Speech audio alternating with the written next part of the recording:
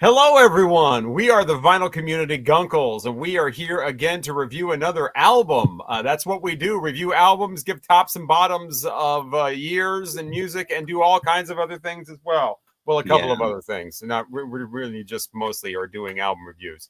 Someone picks an album, and the rest of us all listen to it, and we all give our opinion on it. And this time it was Craig that picks the album. But first, let's introduce ourselves.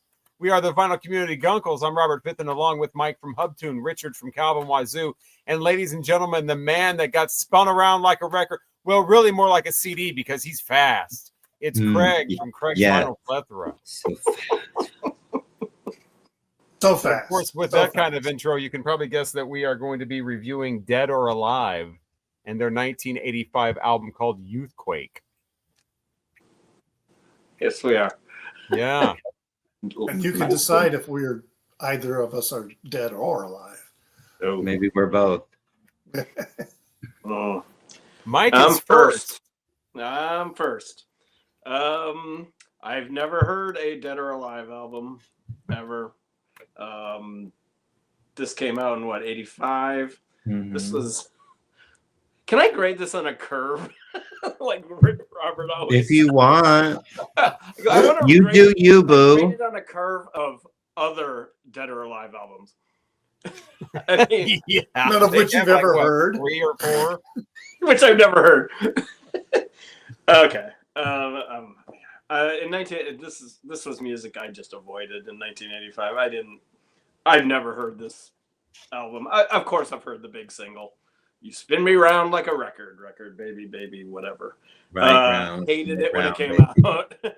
And unfortunately, when I came out, it was everywhere in 98. You couldn't walk into a gay club and not hear that song. Still never really cared for it. Anyway. That's what this band is known for. I'm assuming this is their best and biggest album, right? No, I wouldn't say best, but it's their most successful. Yeah. It's okay. Well, Mad, Bad, and Dangerous to Know was pretty big too. The one after this, because that has Lover Come Back to Me on it. Didn't hear that either. The big single. Yeah, I mean, I remembered it. It was popular. That's for damn sure. I Want to Be a Toy. I kind of liked that song. It was. I wanna be a toy. Yeah, I'm not gonna say. I really did like it. And then the song DJ Hit That Button absolutely sucks. The next song, In Too Deep, I liked that. I thought that was pretty good. And then Big Daddy of the Rhythm, I was kind of like, no, you lost me. Eat a cake and eat it. No. My cake. Yeah. But then Lover Come Back to me. I kind of like that song. It was all right. And the rest is just it's been a long time. Was interesting, I guess. I don't know. This isn't not in my wheelhouse. Not in your wheelhouse. I'm not going to run out and buy it. I'm not going to listen to any other. I'm assuming they all sound like this. I don't know. It was produced really well.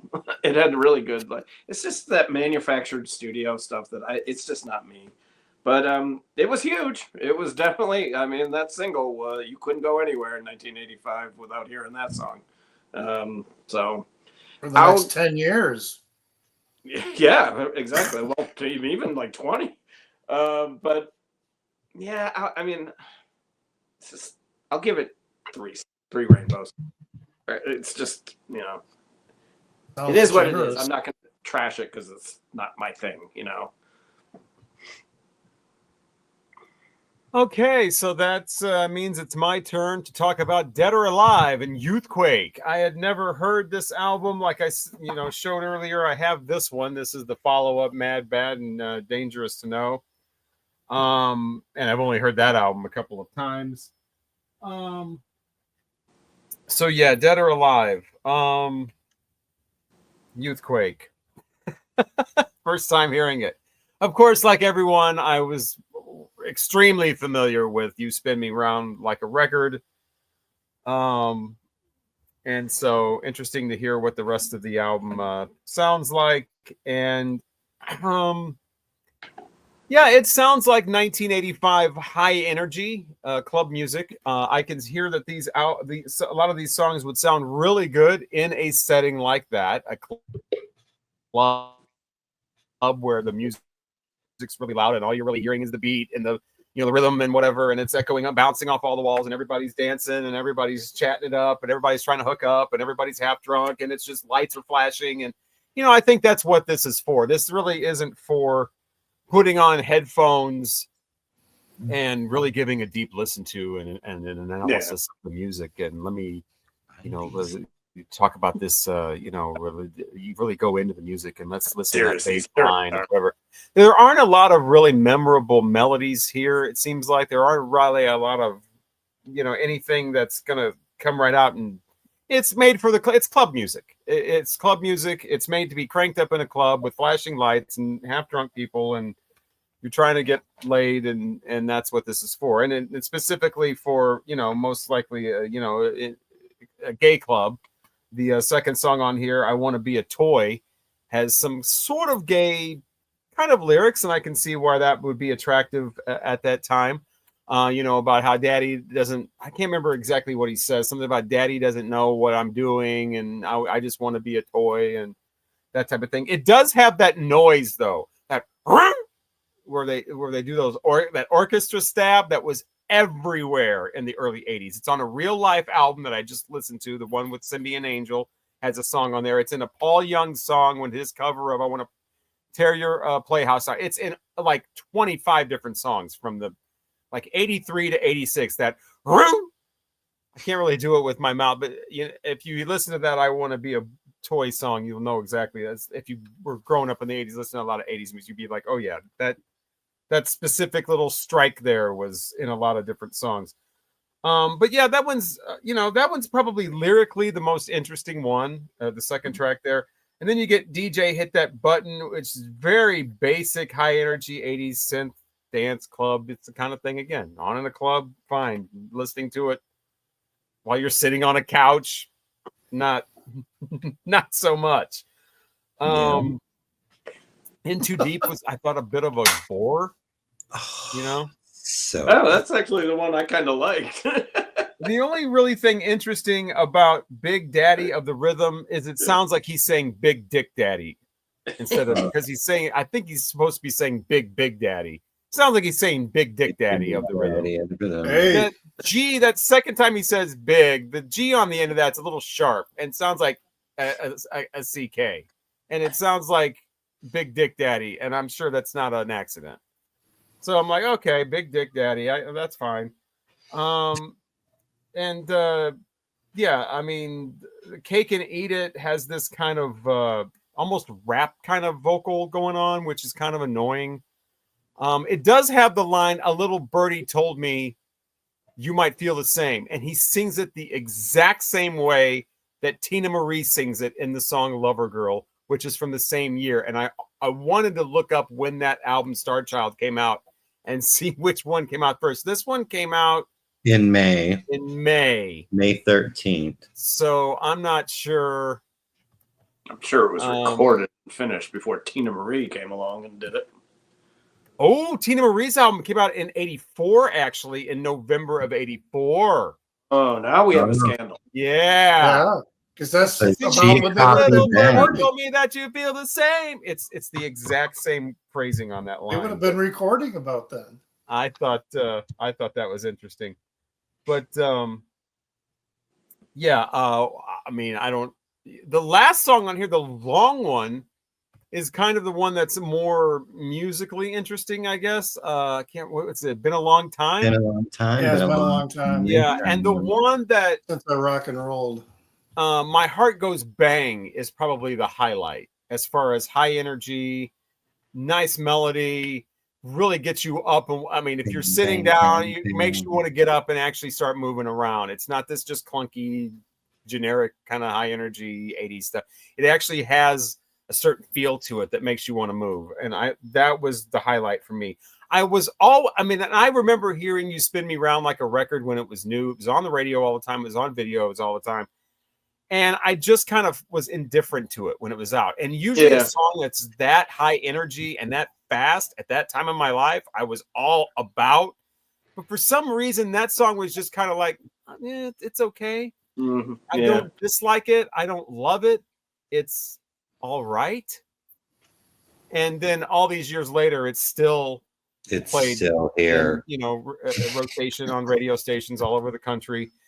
Dead or Alive to me is one song. Brand New Lover.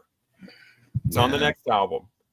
The single version, not the album version where they do the stupid 80s. I want surprises. I want what? That stupid sample phrasing shit that was big in the 80s where they do extended club. I don't care for that. I like the single version, which is just the song. Brand New Lover. Awesome. Love that song the first time I heard it. Love it all these years later. And it's wild that song has been reduced to every once in a while you'll hear it on like an 80s weekend or something as some sort of tertiary Spike song. But You Spin Me Round Like a Record is still this huge 80s hit that everybody loves. But to me, Brand New Lover is Dead or Alive. But anyway, we're not talking about we're not talking about Brand New Lover. We're talking about the songs on this album. So, I mean, yeah, just kind of okay, I guess. It's not something I would shut off, but it's not something I would turn up. I will give it 3 rainbows. Wow, interesting listening to how the two of you have reacted differently to different songs. That was kind of interesting. I have a love-hate relationship with most 1980s synth pop. A lot of it I just really, really hated. I just thought it was superficial. It was manufactured. There was no soul to it. There was just nothing. There was nothing being given, in the music. But there was some synth pop that was really different and really innovative and was really stretching, boundaries. At the time, Pet Shop Boys, for example, were just doing some amazing stuff. Even some of the other more household names. Certainly we've talked about, and why can't I think of their name right now? Who? New Order. New Order, and even Depeche Mode at that time was, doing a lot of really interesting things, and so they were taking the idiom and they were stretching it. This album has 2 songs on it that I really, really like. I like You Spin Me Round, but I do like the mixes that came out in the late 90s and early 2000s when they were still playing it in the club, 15 years later. It was a great mix. It was one that got me dancing, and during my clubbing years, it was just a fun song. I liked Big Daddy of the Rhythm. I like that song. I think that's my next favorite song on this record. It's just, yeah. Then there, I Want to Be a Toy. It's a decent song. It's all right. Cake and Eat It. I wrote down it's interesting. It made me want to dance. And even the synth strings were not awful. It was all right. And then the last song, It's Been a Long Time. I felt like we were back on track. It had like this galloping rhythm. And then it kind of, for me, it ended the album on a positive note, because the rest of the album, to me, is reductive drivel. It's just like the song. I'm writing down that word. No. Like, I don't know what it means. I know what that is. No, he's writing down Richard's name on the shit list. You make my Drawing a shit little arrow list. through Richard's head.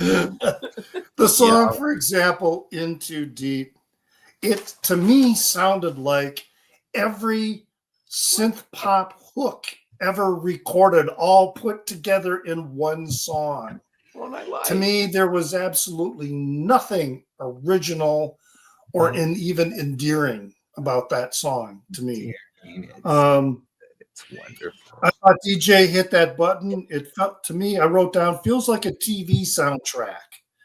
And I even wrote ick horns, thinking about, how Robert, doesn't like the horns being used in a lot of songs. Man, I did not like the horns being used in this song. It just really Love Come Back to Me was the other single on here, but it to me encapsulated everything that I hate about synth pop. It's just a song that it just, and my heart goes bang. This is when, to me, the whole synthesized rhythm that was going through the entire album was really tiresome. It was just really, it was kind of like the same rhythm track, with just very minor variations being used over and over and over again. So, I mean, the two really, to me, are really good songs. You Spin Me Round and Big Daddy of the Rhythm. Those are, to me, really strong songs. And I Want to Be a Toy and Cake and Eat It, and It's Been a Long Time. They're decent, And because of those songs, I will give it 3 rainbows. If it weren't for these other songs, it had something about them. And the fact that I do love I love You Spin Me Around. That was just like the greatest song, And this was, this was recorded in 1985, just before they really started developing acid house, and music and house music was going to take a really sharp turn. And this was probably, in some ways, it was kind of maybe pointing the direction. I'll have to listen to this next album that you held up, Robert, and see if that's really where they're going to be going, with that. So, but yeah, I'll give it 3 rainbows because of the strength of the songs that I do like. When I was listening to this too, I was imagining, because Craig picked it, I was imagining Craig listening to this as like a 12-year-old or 13-year-old. And I could see where, if you're living in Arizona and you're gay and you're a child, how this type of thing would be like a revelation and escapism. And you're just like, this vocalist here has a lot of attitude in his voice. Yeah. And the music's up, and it can kind of take you off into another world where you want to be, especially him singing I'm a Toy, and he's got the big dick daddy, this kind of stuff. And it's just like, I think that's what you have to be introduced to this at a certain age and a certain kind of atmosphere. And then later on, you discover more like, the cynicism and the intellectualism of the Pet Shop Boys, or the audacity of the Frankie Goes to Hollywood, or the soulfulness and really vocal style of like Culture Club. And you kind of this is more like, sounds like kind of an introduction to, okay, I'm going to do this, and then I'm going to discover all this stuff that's a little more flavorful later on. But I can totally see being, because I was young when like I said, with the You Spin Me Round, but for whatever reason, that song just did not connect with me on that level. Mad, Bad, and Dangerous to Know was actually the first album that I heard, and then I went back. And actually, I would think it was Something in Your House is what really got me into Dead or Alive. But I think Pete's brilliant. I think he got a bad rap, but and I get a bad rap. I just, because he was Pete, then he had to do all that plastic surgery stuff and just Oh, I make had no himself. idea. Oh, he looked. I mean, But ultimately, his voice soars. His yeah, voice no, his thing. soars. And he was That's quite. amazing. I mean, I've gone back and watched concert videos and stuff. Just quite a performer. And I don't know. I mean, he kind of. I know their first, like, I can't remember what the first band was, but they were more like almost like punk, post-punk stuff, and then they kind of went into this. It's because the Watermen, whoever did the Kylie Minogue songs and all of that, what are they called? Watermen, isn't it something Watermen? You should know Waterboy. something. Water. You're talking about the producers of this? Yeah, Yeah. the Waterman production team. The stock Doc Aiken.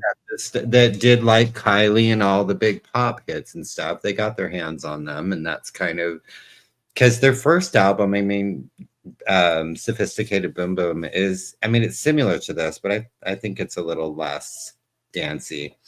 Well, maybe not. I mean, all their music's kind of like this, but I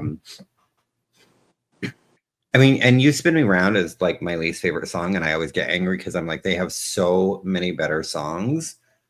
Then Spin Me Round, and that's the one we've had to hear for like 40 years, and it's annoying, and they're not a one-hit wonder because Lover Come Back to Me, but they were actually in the UK and Japan. I mean, I know maybe we don't count that here, but they had a lot of hit singles, especially in Japan. They loved the Yeah, they were big there. I remember that. They're huge over there. Huge No, in I mean, Japan. I Want to Be a Toy is fun. I love DJ Hit That Button. I think Into Deep, which here you go. Here's the 12 for it. Look at his eye patch. I mean, I have every single Dead or Look at Alive. the eye patch, people. His eye patch is amazing. Yeah, I have every single Dead or Alive album. I have several of the singles. Where am I going with this? So Into Big Big Daddy of the Rhythm. I send this sloppy kiss to you. Come on now. That's so Yeah, I good. know That's exactly a good what one. that song's That's about. We got to have our cake and eat it. I love Lover Come Back. You got to kick it right down. Don't knock on my door. You got to kick it right down, kick it right down, kick it right down. My heart goes bang, bang, bang, bang. Doctor, doctor, give me the cure. Come on, Robert Smith, come on over. Give me the cure. I don't know. I wanted to talk about Pete Burns and Dead or Alive, and I mean, this is not my favorite album of theirs. That would be their fourth, called Nude, and I love every single moment of that album. I love every single moment of this album. It's also Pete died in the big year. So he died in 2016 when Bowie and Prince and Cohen and George Michael and Glenn Frey and Sharon Jones and like Merle Haggard, like everybody freaking died in 2016. Did we know that Pete Burns died? No, because nobody mentions it, because nobody gives a rat's ass, and that's what I knew he died. It wasn't covered, and I know that he's not as big here, but it was a tragedy, and it's just, and Well, I like think, you said, I remember that, and like you were saying, he had all that plastic surgery, and that's the picture they would show, and then that became, instead of saying, oh, he had all these hits, and they were, he was a pioneer of like, gay imagery, and he was outspoken, he was out there. They would just make reference to that, oh my God, all the plastic surgery that happened later. Yeah, and I just like I wish I saw some interviews with him, and I did just his, at one point just incredibly popular, incredibly famous, and just that self-image that he had for himself, just like, and the only way he felt like he could make himself better was through the plastic surgery, and that never makes sense to me anyways, because most people that get plastic surgery, they don't look any better afterwards. Especially if you're adding all the lips, and he got men or women. Yeah, men or women, but he got a lot of botched stuff, and it really affected his health and affected like, but I mean, I think he would look in the mirror and think he was beautiful, and it was like, Well, I guess if that makes you feel good, but I mean, I just always admired him and admired, you know, especially him and Boy George, like seeing things like that when I was growing up, especially where I grew up, and being mainstream and popular and having these kind of, I guess, lack of a better term, role models, not to give me something to aspire to be, but make me feel like, okay, maybe it's okay, you know? So I will always have mad love and mad respect for Pete and Dead or Alive. I do also have the Lover come back to me 12 too, because look, he's twins there. So just a really important album to me. I mean, obviously Nude is a little more special, but this still, I love it. I can hear it now. I could hear it 10 years ago. I'm going to love it. I can hear it 20 years from now. I'm going to love it just as much as I always have. I think I just really wanted to discuss Dead or Alive. And yeah, they're a dance band. They're a club band.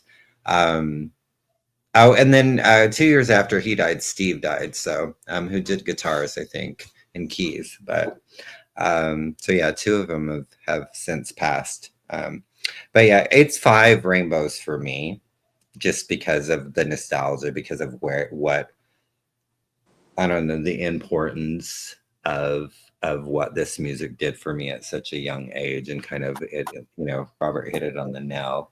Yeah. Of I didn't get a lot of that, so I especially where I grew up. So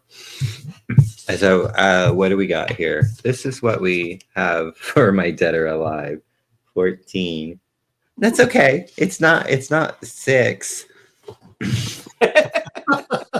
Well, I don't think it's not whatever Village people 5. were. I have a good friend who saw them probably before this came out, because he moved to Chicago in 96. Well, it might have maybe right when maybe their first album came out. He saw them in a little bar outside of New Orleans, and we're talking swamps of New Orleans. And they played in there, and there were maybe 10 people in the bar, and they came out, and I mean, literally bottles being thrown at them, and they couldn't play more than like 2 songs. They had to get off the stage and get the hell out of there. Now, who would book that? I mean, exactly. Who would book it? Yeah. You know, especially down there. Come on. Yeah. All right, so that's our review of Dead or Alive's Youthquake. Mike knows what album we're listening to next. Why? What could that be? Well, I was gonna do a synth pop band, and then I was like, you know what? Too much synth pop. I'll do it. I'll do that later on down the road. So I'm gonna even do some. I'm gonna go far back to Paul Revere and the Raiders, The Spirit of '67. Jesus. Oh my God. Are we going to be able to find this on streaming? Oh, yeah, I mean, absolutely. It's one of that's the biggest Columbia. albums of the 60s. Popular. What? What'd you say? I said that's Pittman? Columbia. That would be popular enough. Columbia Records. Yeah. Look at these guys. Come on. I don't even know if I've ever heard any of their albums. What's it Spirit called? of 60. This is their biggest album. All right, so it's Paul Revere and the Raiders, Spirit of '67, the next album we'll be reviewing on this channel. Before we do that, though, we will be doing the tops and bottoms of the year 1990. So join us for both of those things coming up, and a lot more as we continue our videos. And hopefully you'll continue watching. We are the Vinyl Community Guncles. I'm Robert Fitton, along with Richard here at Calvin Wazoo. Craig's Vinyl Plethora. Mike and Hopkins. Thanks again for watching. Bye-bye. We appreciate you. Right round, baby, right round. Make your record, baby, right round. Big Dick Daddy. Oh, I send my sloppy kiss to you. What kind of That's sloppy such a kiss? great There's line. a little string of spit going from the. Oh, Robert.